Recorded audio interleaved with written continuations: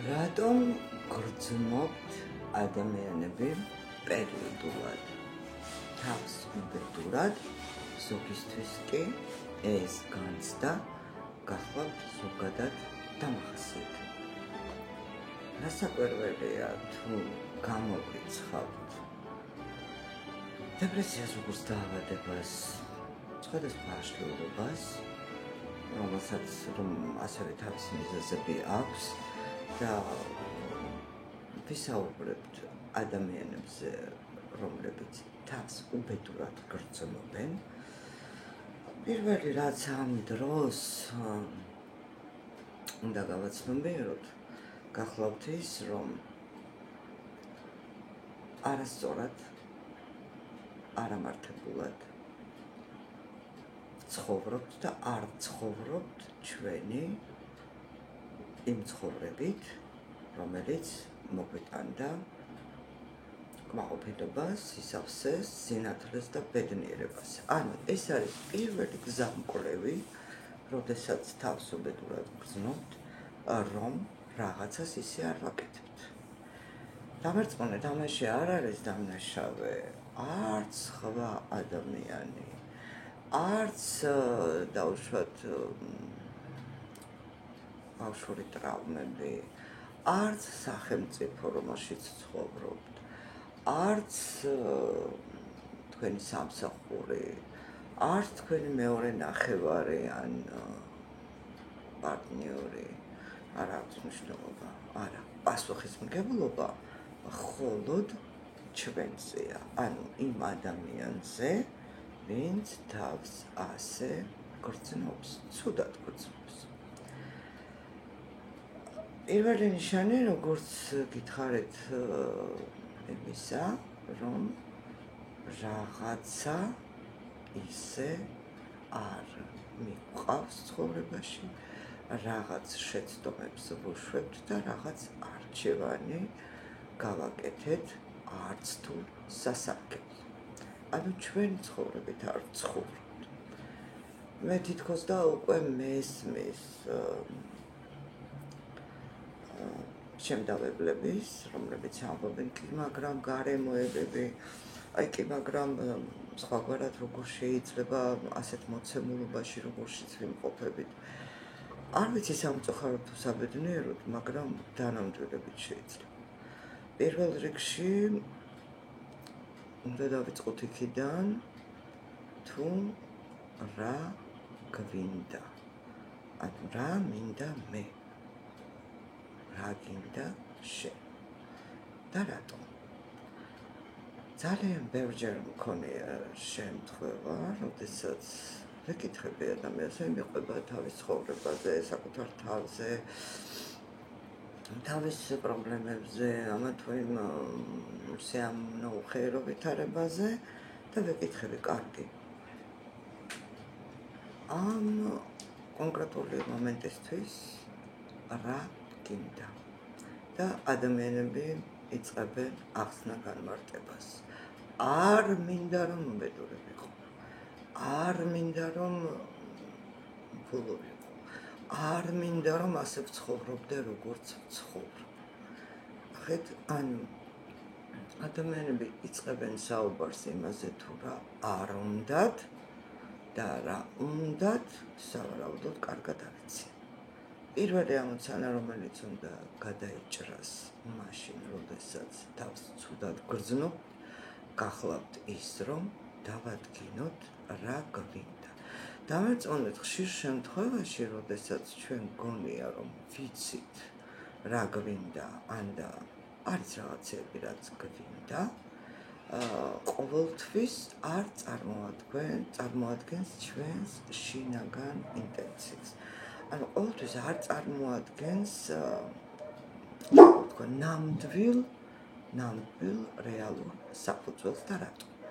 ძალიან ბევრი ჩვენი სურვილი არის თავს მოხვეული, როგორც გარემოსგან, ასევე დაუშვათ იმ საზოგადოებისგან, რომელშიც ცხოვრობთ და რომელშიც ვიმყოფებით. ეს რას ნიშნავს?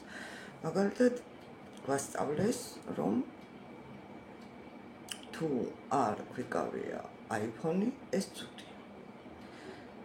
ვასწავლეს, რომ თუ არ გაქვს ბევრი ფული, ეს ცუდია.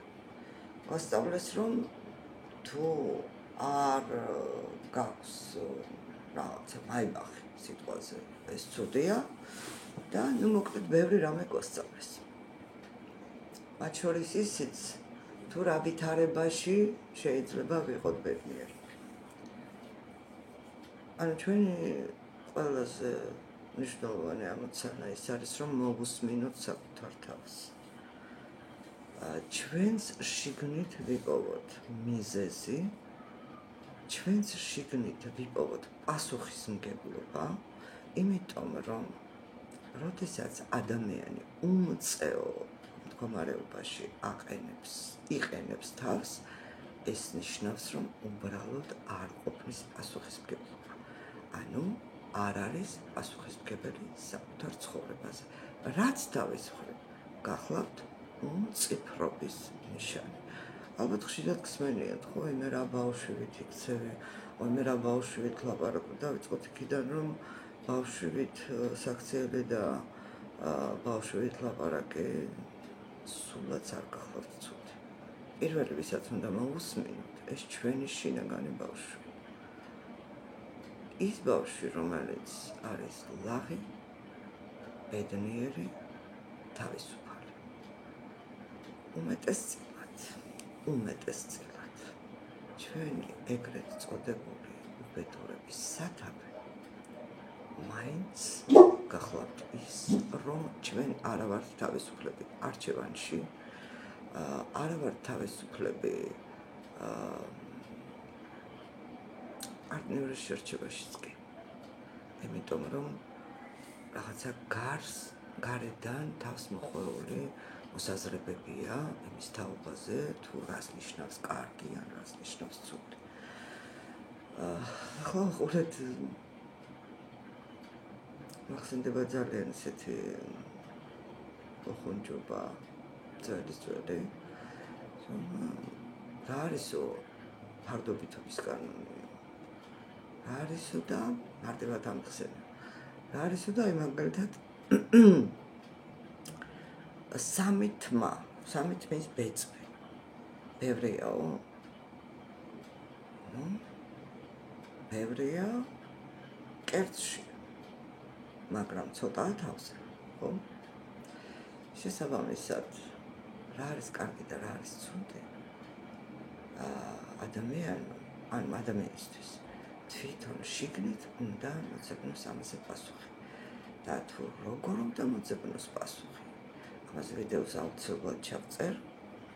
პირველი კი მინდა გითხრათ, რომ თუ დაიწყებთ საკუთარ ცხოვრებაზე პასუხისმგებლობის აღებას, ანუ იმ შედეგებზე, რაც გაქვთ ყოველდღიურად, თქვენი ქმედებებიდან გამომდინარე, თუ ამაზე პასუხისმგებლობას აიღებთ, თქვენი ცხოვრება ჯადოსნურად შეიცვლება. თქვენ თუ არ შეაკავებთ თქვენ შინაგან ბავშვს, მისცემთ მას თავისუფლებას და დაუბრუნებთ იმ სილაღეს, რომელიც გქონდა, მინდა გითხრათ, რომ სასწაულებს შეძლებთ და შეძლებთ ძირფესვიანად შეცვალოთ ცხოვრება იქით იმ მიმართულებით, საითაც ის რომ მიდიოდეს, თავს უკვე ბედნიერად იგრძნობდით. როგორც შეგვერთეთ, რომელიმე მომდევნო ვიდეოში მოგიყვებით კონკრეტულად, როგორ შეიძლება ამის გაკეთება. ახლა კი ბედნიერებას გისურვებთ, მინდა რომ იყოთ უხრублოდ ბედნიერი და სიყვარული გარემოცული. გამოიწერეთ ჩემი არხი, მოიწონეთ და დაელოდეთ.